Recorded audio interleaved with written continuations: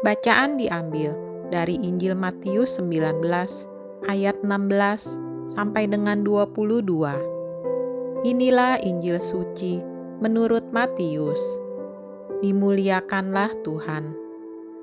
Pada suatu hari, ada seorang datang kepada Yesus dan berkata, "Guru, perbuatan baik apakah yang harus kulakukan untuk memperoleh hidup yang kekal?" Yesus menjawab, "Apakah sebabnya engkau bertanya kepadaku tentang apa yang baik? Hanya satu yang baik. Jika engkau ingin masuk ke dalam hidup, turutilah segala perintah Allah."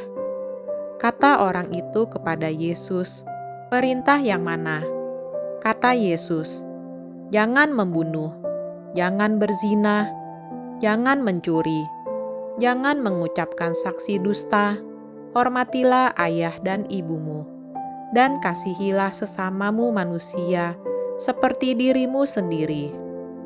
Kata orang muda itu, "Semuanya itu telah kuturuti, apalagi yang masih kurang?"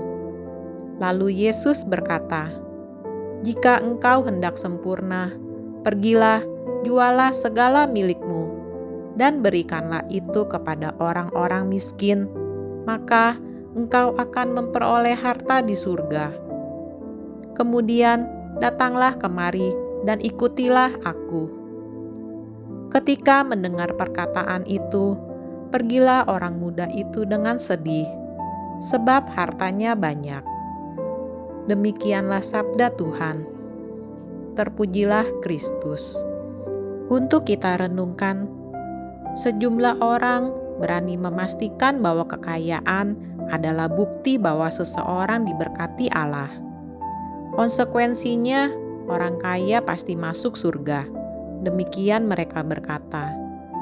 Yang lain merasa diri telah menepati syarat-syarat untuk memperoleh hidup kekal, yaitu dengan rajin beribadah dan menaati hukum-hukum agama.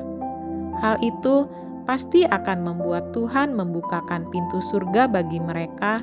Demikian mereka berkata. Untuk semua orang yang berpikiran seperti itu, bacaan Injil hari ini melontarkan teguran, manusia hendaknya jangan berusaha mendikte Allah. Kehidupan kekal benar-benar berada di luar jangkauan manusia. Serahkanlah itu pada kekuasaan dan kebaikan hati Allah. Kita perlu bersikap rendah hati, mengingat kita ini senantiasa penuh kekurangan, sehingga sebenarnya tidak layak menerima anugerah sebesar itu. Kita juga perlu bersikap percaya. Sikap percaya itu terwujud secara konkret dalam kesediaan untuk meninggalkan segala sesuatu dan menjadi pengikut Yesus. Mengikuti Yesus adalah jalan menuju hidup kekal. Kita mesti percaya akan hal ini dan menyingkirkan segala sesuatu yang menghalangi perjalanan kita.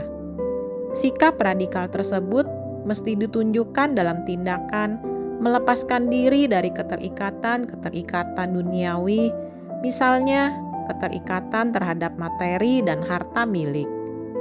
Namun jangan sampai salah mengambil kesimpulan.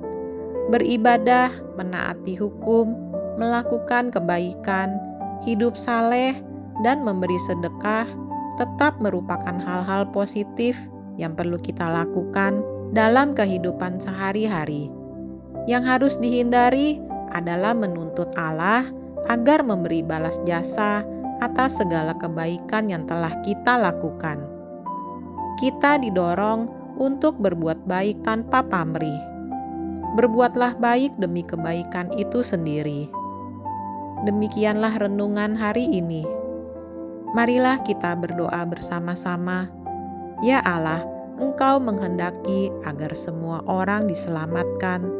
Semoga kami dapat mendengarkan sabda-Mu dan tidak mengikuti keinginan kami sendiri, melainkan seturut teladan Yesus Kristus, Putra-Mu yang taat kepadamu. Sebab Dialah Tuhan yang hidup dan berkuasa, yang bersama Dikau dalam persatuan Roh Kudus, Allah sepanjang segala masa. Amin. Tuhan Yesus memberkati kita semua.